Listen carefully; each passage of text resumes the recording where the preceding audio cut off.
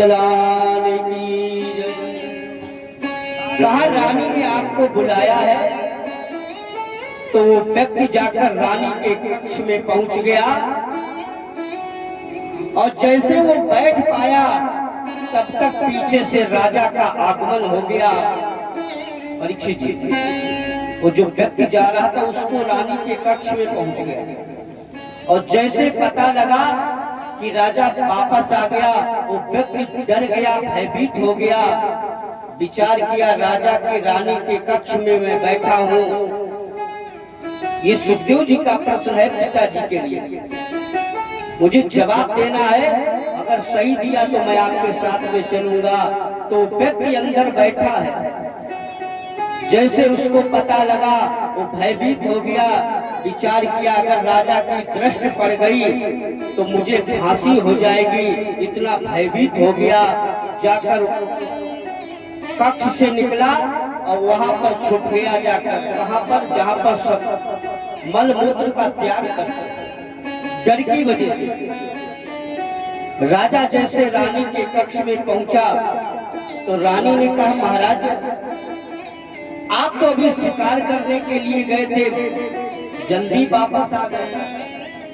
परीक्षित जी, जैसे आप कह के जाओ अभी हम समाज मंदिर जा रहे हैं और वापस आ जाओ तो पत्नी पूछेगी जरूर।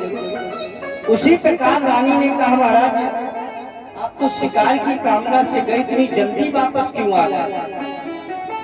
और जो व्यक्ति रानी के कक्ष में बैठा वहां पर उल्टा लटका, जहां पर मलमूत्र का त्याग होता है, क्योंकि विचार किया उसने ये मेरे लिए जगह सुरक्षित है, यहाँ कोई देखने नहीं आएगा। तो राजा ने रानी से कहा ऐसा है अभी मेरा स्वास्थ्य ठीक नहीं, मैंने विचार किया घर पास में है, थोड़ी देर में। राजा ने उसके ऊपर जाकर मलमूत्र का त्याग किया। जो व्यक्ति उसमें उल्टा लटका है और जब सुबह हुई तो सफाई करने वालों ने देखा, उसे जाकर सरोवर में स्नान कराया पिताजी, स्नान करा दिया पिताजी। पर कुछ समय व्यतीत हुआ, वो व्यक्ति उस महल के पास से फिर गुजरा और राजा शिकार के लिए गया। पिताजी रानी ने आदेश दिया उसे दोबारा बुलाकर लाओ हमारे कक्ष में, महल में। तो ये बताओ पिताजी उसे वहां पर दोबारा जाना चाहिए या नहीं जाना चाहिए। जैसे कहा तो व्यास भगवान ने कहा बेटा जिसके ऊपर मलमूत्र का त्याग हुआ हो उसे दोबारा रानी के कक्ष में नहीं जाना चाहिए। जैसे व्यास जी ने कहा वैसे सुखदेव जी ने कहा पिताजी हमारी तो विजय हो गई। जैसे कहा तो व्यास जी ने कहा बेटा आपकी विजय कैसी हो गई। तो कहा पिताजी आपने कहा जिसके ऊपर मलमूत्र का त्याग हुआ हो उसे दोबारा वहां नहीं जाना चाहिए। आज सुखदेव जी ने कहा पिताजी मैं भी मां के गर्भ में उल्टा लटका रहा, मेरे ऊपर भी मलमूत्र का त्याग हुआ। परीक्षित मैं भी मां के गर्भ में उल्टा लटका रहा, मेरे ऊपर भी मलमूत्र का त्याग हुआ है। तो जैसे आपने कहा दोबारा उसे नहीं जाना चाहिए, उसी प्रकार पिताजी मैं भी माँ के गर्भ में नहीं जाना चाहता हूँ, मैं भगवान के भजन के लिए जाना चाहता हूँ। आज सुखदेव जी वापस भगवान के भजन के लिए जा रहे और व्यास जी वापस अपने आश्रम की तरफ आए। बोलिए गोविंद भगवान की जय हो। आज सुखदेव जी का विस्तार पूर्वक आप लोग जन्म सुनेंगे और भारत की भूमि पर भागवत का कैसे आगमन हुआ, कैसे आगमन हुआ भारत की भूमि पर भागवत।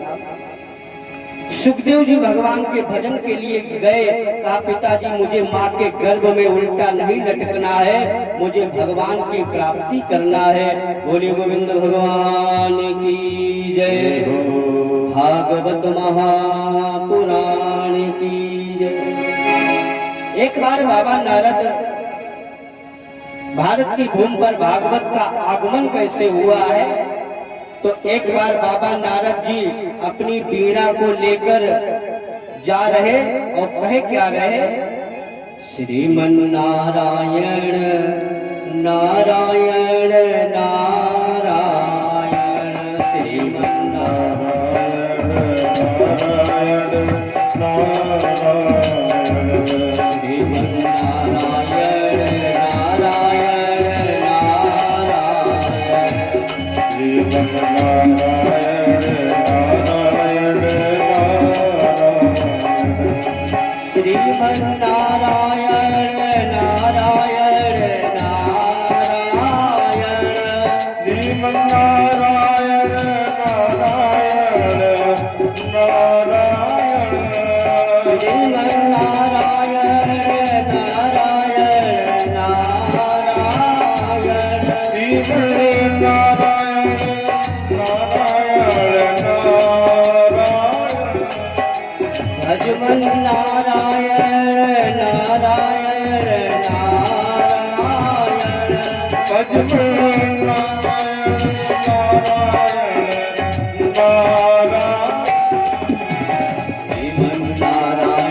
नारायण नारायण,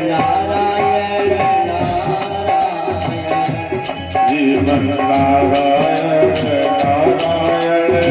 नारायण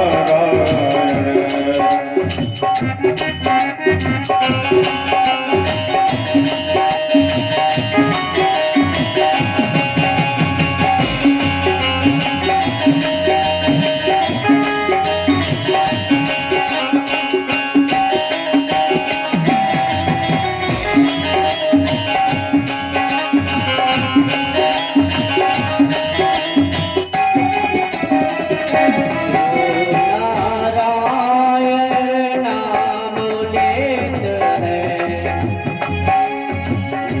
नारायण नाम लेत है, तो नारायण नाम लेत है, जो